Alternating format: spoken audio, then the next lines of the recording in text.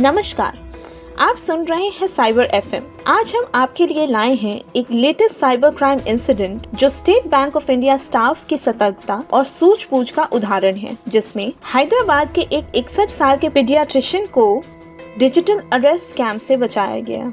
ये घटना इस महीने यानी नवंबर 2024 के शुरुआती हफ्ते की है। डॉक्टर साहब अपने बैंक ब्रांच में आए और अपनी एफडी तोड़कर एक बड़े अमाउंट को ट्रांसफर करने की बात करने लगे। बैंक स्टाफ ने देखा कि वो काफी बेचैन हैं और बार बार अपना व्हाट्सएप चेक कर रहे हैं और किसी के साथ वीडियो कॉल पर हैं। शक होने पर बैंक एसोसिएट ने अपने ब्रांच मैनेजर को इस बात की जानकारी दी। ब्रांच मैनेजर ने डॉक्टर को समझाया कि वो एफडी ना तोड़े, लेकिन जब वो नहीं माने तो टेक्निकल इशू का बहाना बनाकर उन्हें वापस घर भेज दिया। अगले दिन डॉक्टर साहब फिर आए और बताया कि उन्हें बिना देखे एक नया फ्लैट पसंद आया है और बिल्डर को तुरंत पैसे भेजने हैं। बैंक स्टाफ ने उनका फोन चेक किया और उन्हें पता चला कि वो डिजिटल अरेस्ट में चल रहे थे। उन्हें 1930 साइबर हेल्पलाइन से मदद दिलाई गई और उनके पैसे डूबने से बचा लिए गए। ये घटना दर्शाती है कि सतर्क नागरिक की सूझबूझ दूसरों को साइबर क्राइम से बचाने में कितनी मददगार हो सकती है। I4C ऐसे नागरिकों और अधिकारियों को सलाम करता है और उनके जागरूकता को सराहता है।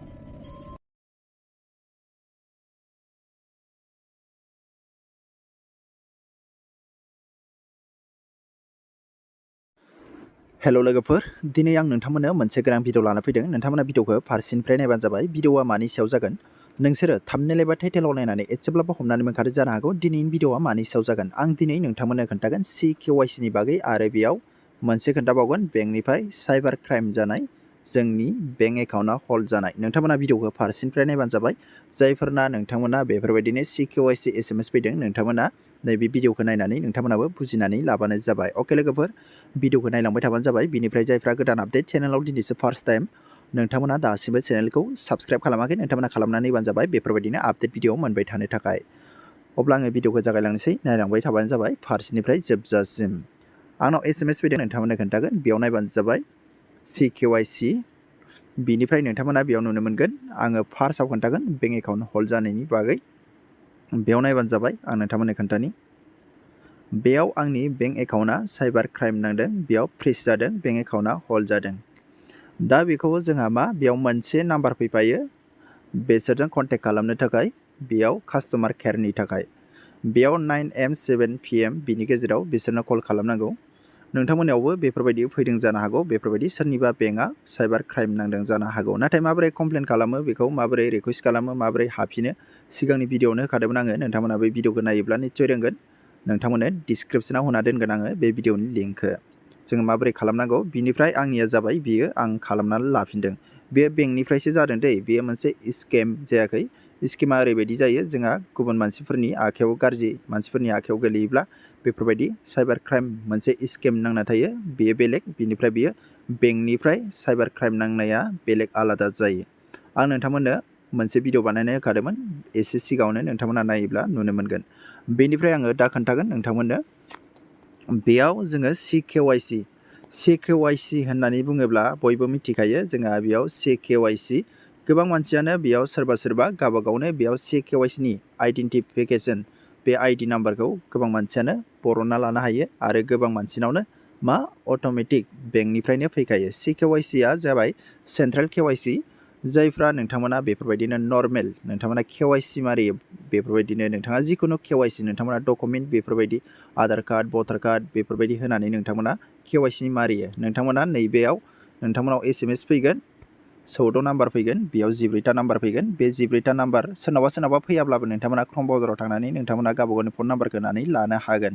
बिनिफ्राय आरो बेयाव नोंथांनि मोनसे CKYC नि बे ID नाम्बार फैनायजों लोगोसे नोंथांनि ID प्रुफ बायदि मोनसे बिसोरो लेखा हरगोन, नोंथांमोना बेयाव डाउनलड खालामनानै लानो हागोन।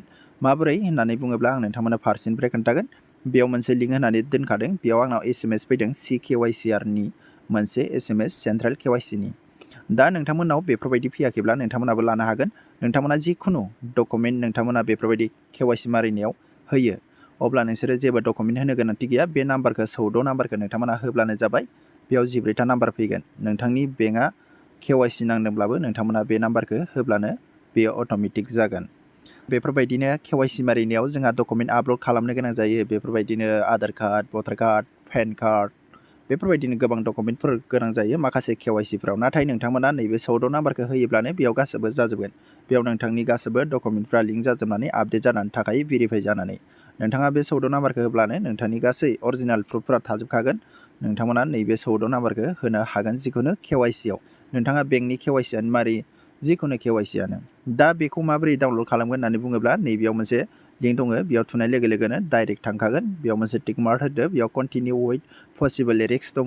बेनिफ्राय कन्टिनिउआव थुनाय लोगो लोगोनो बेयो PDF जागोन। बेखौबो आं नोंथांमोननो खोन्थागोन। बेनिफ्राय आङो जायफ्रा नोंथांमोना CKYC जायाखै बेंकनिफ्राय बेफोरबायदि फैयाखै SMS फैयाखै नोंथांमोना क्रम ब्राउजारनिफ्रायबो नोंथांनि बे आइडिखौ नोंथांमोना लानो हागोन। अब्ला आङो क्रम ब्राउजाराव थांनानै खोन्थानि। नोंसोरो CKYC होननानै बोबानो जाबाय बेफोरबायदि पेज खेवगोन। बेयाव नायबानो जाबाय CKYC बेयाव खनसे थुदो। अब्ला बेफोरबायदि पेज खेवगोन। नोंथांमोना बेखौ डेस्कटप साइडबो खालामनो हायो। बेनिफ्राय बिदिनो मोजां जायो। आं नोंथांमोननो खोन्थालांनोसै। भिउ इउआर CKYC कार्ड बेयाव दङ नोंथांमोना नुनो मोन्दों। भिउ इउआर CKYC कार्ड बेयाव नोंथांमोना खनसे थुदो। अब्ला बेफोरबायदि पेज खेवगोन।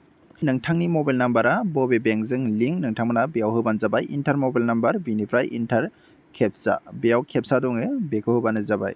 बेनिफ्राय नेक्स्ट थुदो। नेक्स्टआव थुनाय लोगो लोगो OTP नाम्बारनि अपसन फैगोन। OTP नाम्बारखौ होदो। अब्लानो नोंथांनियाव बेयाव साबमिट थुनाय लोगो लोगोनो बेयाव डाइरेक्ट SMS फैगोन। जेब्ला SMS फैगोन नोंथांमोना बे लिंकआव थुदो। अब्लानो बे कन्टिनिउआव थुदो। बेनिफ्राय नोंथांमोना कन्टिनिउआव अपसनाव थुदो टिक मार्क होनानै। अब्ला बियो डाइरेक्ट बेफोरबायदि PDF डाउनलड जागोन। नोंथांमोना डाउनलड एगेनाव थुदो। आङो बेखौ डाउनलड खालामखानाय। बिनिफ्राय आङो दा नोंथांमोनाव अपेन खालामनानै खोन्थागोन। नोंसोर भिडिअखौ जोबजासिम नायबानो जाबाय। बेयाव आङो डाउनलड खालामखाना लानाय। बिनिफ्राय आङो दा PDFखौ अपेन खालामनि। अब्ला बेयाव पासवर्ड नांगौ दे। पासवर्डखौ नोंथांमोना होबानो जाबाय। बेयाव आं नोंथांमोननो SMS-आव खोन्थानि। बेयाव SMS-आव खोन्थाखादोंमोन बिसोरो पासवर्ड माबायदि होनांगौ बेयाव नायबानो जाबाय। Password is your date of birth बेयाव नोंथांनि पासवर्डआ डेट अफ बार्थआनो जागोन आधार कार्डनि बायदि एखेयानो। बेनिफ्राय आङो दा बेखौनो होनोसै। आंनि डेट अफ बार्थखौ बेयाव होनोसै। बेनिफ्राय आङो होखांबाय। बेनिफ्राय आङो दा अकेआव थुगोन। अब्ला नायबानो जाबाय बेयाव गेवबाय। आं नोंथांमोननो जुम खालामनानै खोन्थानि। बेयाव नायबानो जाबाय आंनि KYCनि ID नाम्बारा बेयाव फैबाय। नोंथांमोना बेफोरबायदिनो गावबा गावनिखौ खालामनो हागोन। बेनिफ्राय नोंथाङा बे 14टा नाम्बारखौ लानानै नोंथांमोना KYC बिनियाव नोंथांमोना बेखौ होब्लानो नोंथांनि मा KYC मारिनो गोनां दङ बेयो हारसिंनो अपेन जागोन। जायफोरना बेंकफ्रा बेफोरबायदिनो KYC जायो नोंथांमोना बे नाम्बारखौ होबानो जाबाय। बेफोरबायदिनो डकुमेन्टफोर होआब्लाबो जागोन। अके लोगोफोर आं नोंथांमोननो बेखौ खोन्थानानै होबाय। बेयो सेन्ट्रेल KYC दै। CKYCआ सेन्ट्रेल KYC जायो। नोंथांमोना बेयाव नायबानो जाबाय। नोंथांमोनाबो बेफोरबायदि कार्ड मोनगोन। जायफ्रा नोंथांमोना बानायना लानो गोसो लाबानो जाबाय। बिनिफ्राय आरो बेयो बेंकनिफ्रायबो डाइरेक्ट फैयो दै। आंनियाव बेंकनिफ्रायनो डाइरेक्ट फैखादों बे SMS-आ। बेयो बेंकनिफ्रायनो डाइरेक्ट फैखादों। बिनिफ्राय साइबार क्राइमनि बागैबो आं नोंथांमोननो खोन्थागोन। बेयाव नायबानो जाबाय रिकुवेस्ट ID नाम्बार बेयाव दङ। ID नाम्बारा बेयो गोजौनिया सोलायो। बिनिफ्राय नोंथांमोना नैबेयाव दङ इउआर CKYC आइडेन्टिफायार इज बेयाव नाम्बार दङ। बे नाम्बारासो नोंथांनि मेनआ। बेखौ नोंथांमोना ID प्रुफ बायदि नोंथांमोना बेखौ डाउनलड खालामनानै लाबानो जाबाय। आं दानि नोंथांमोननो खोन्थानाय बायदि। बेनिफ्राय नोंथांमोना जिखुनु KYC मारिनायाव नोंथांमोना बेखौ 14टा नाम्बारखौ होब्लानो बेयो गासैबो KYCआ अपेन जागोन। बेनिफ्राय आं नोंथांमोननो खोन्थाबावनि बेयाव दङ बेंकनि साइबार क्राइम नांनाय। बेयाव बेंकनि साइबार क्राइम नांनाया ओरैबायदि जायो। बेंकनिफ्राय नांनाया बेयाव नाम्बार फैयो दै। बे नाम्बाराव नोंथांमोना कल खालामोब्ला बिसोरो 70 डे नेनो होगोन। 70 डेनि गेजेराव बिसोरो मा खालामगोन बेंकनि कास्टमार केयारा नोंजों रायज्लायगोन। बिनिफ्राय माखासे नोंथांनि डकुमेन्टफोरखौ लागोन। बिनिफ्राय बिसोरो KYC मारिगोन। नाथाय साइबार क्राइम होननानै बिसोर लिरनानै हरगोन। बेयाव दङ SMS ब्लक UPI नोंथांनि गासैबो फैसा ट्रान्जेक्सनफोरा बेयाव ब्लक जाजोबगोन। बेनिफ्राय बेंकनिफ्राय बेफोरबायदि जोंनिया साइबार क्राइम जोंना बेंकफ्रा फ्रिज जानाया मा जायो जोंनिया फैसाया थाबाय थायो। नाथाय बेफोरबायदि स्केम नांनाय साइबार क्राइमा जोंनिया मा जायो जोंना बेंकनि फैसाखौ थाइसेबो नुनो मोना गोमाजोबो। नोंथांनि बेंकआव बेसेबां फैसा दंमोन बेयो गासिबो गोमाजोबो बेफोरबायदि जायो। नाथाय जोङो माबोरै कमप्लेन खालामगोन बेखौ आं नोंथांमोननो सिगां भिडिअआवनो होदोंमोन। जेसेनो हायो नोंथांमोना एसेनो थाब नोंथांमोना कमप्लेन खालामनांगौ। नोंथांमोना वेबसाइटबो मोनगोन आरो लोगोसे नोंथांमोना बेयाव नाम्बारबो मोनखागोन। बबे नाम्बाराव नोंथांमोना कमप्लेन खालामहरनांगौ नोंथांमोना रिकुवेस्ट खालामनांगौ बेखौ आं नोंथांमोननो सिगां भिडिअआवनो होखादोंमोन। नोंसोरो बै भिडिअखौ नायोब्ला मिथिगोन आरो नोंथांमोना रोंगोन। आं डिसक्रिप्सनाव होगोन दे लिंकखौ, नोंथांमोना डिसक्रिप्सनाव थांनानै नायबानो जाबाय बै भिडिअखौ। जायफोरना बेफोरबायदि बेंकफ्रा साइबार क्राइम नांदों, बिनिफ्राय आंनाबो जादोंमोन दे, बिनिफ्राय आंना जाफिनबाय बियो। आङो कल खालामदों आरो माखासे बेयाव कमप्लेनबो खालामहरदों। आं सिगां भिडिअ नोंथांमोननो होखादोंमोन। जायफ्रा नोंथांमोना बेफोरबायदि मोजां भिडिअ नायनो गोसो, बेफोरबायदिनो नोंथांमोना नायलांबाय थाबानो जाबाय। माखासे बेफोरबायदि आं गोबां भिडिअ हगारो, टेक्न'लजिनि भिडिअ बांसिन हगारो। बिनिफ्राय गोबां मानसिफ्रानो बेफोरबायदि सिनायबाङा नालाय बांसिनानो नाया। जियानो जा, नोंथांमोना जायफ्रा बेफोरबायदि जेंनायाव गोलैना दङ, नोंसोरो नायबानो जाबाय, बिनिफ्राय बानायनानै लाबानो जाबाय। रावबो न'आव थांनानै बानायनानै होआ। गावबागाव बानायनानै लायाबा आरो मिथिनानै लायाब्ला नोंथांमोना उनाव जेंनाबो जानो हागौ। बिनि थाखायनो नोंथांमोना भिडिअखौ नायबानो जाबाय। एसेब्लाबो नोंथांमोना फुरा भिडिअखौ नायनो मोजां मोनाबा बबे गोनांथि, नोंथांमोना दानै नायब्लाबो जागोन। मानि थाखाय होननानै बुङोब्ला नोंनि थाखायसो मोजां।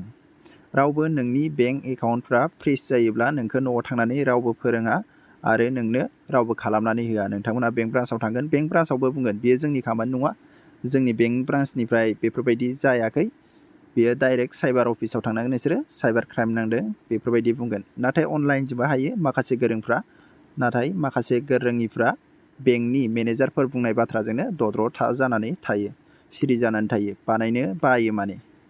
अके लोगोफोर, दिनै भिडिअआ बेनो। जों नाजानांगोन। सोरनाबा गोबां फैसा दङ, 1 लाख 2 लाख बेफोरबायदिनो 50 60 10,000।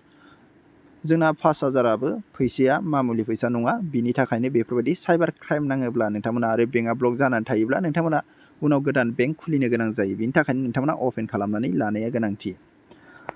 दिनै भिडिअआ बेनो। जायफ्रा नोंथांमोना भिडिअखौ मोजां मोनदों लाइक खालामदो आरो बेफोरबायदि भिडिअ मोनबाय थागोन। आं नोंथांमोननो लाबोलायगोन गुबुन मोनसे भिडिअ, गोनां भिडिअ लाबोबावगोन आं नोंथांमोननो। नोंथांमोना चेनेलखौ साबस्क्राइब खालामबानो जाबाय बेफोरबायदिनो आपडेट भिडिअ मोनबाय थानो थाखाय। अके लोगोफोर, दिनै भिडिअआ बेनो।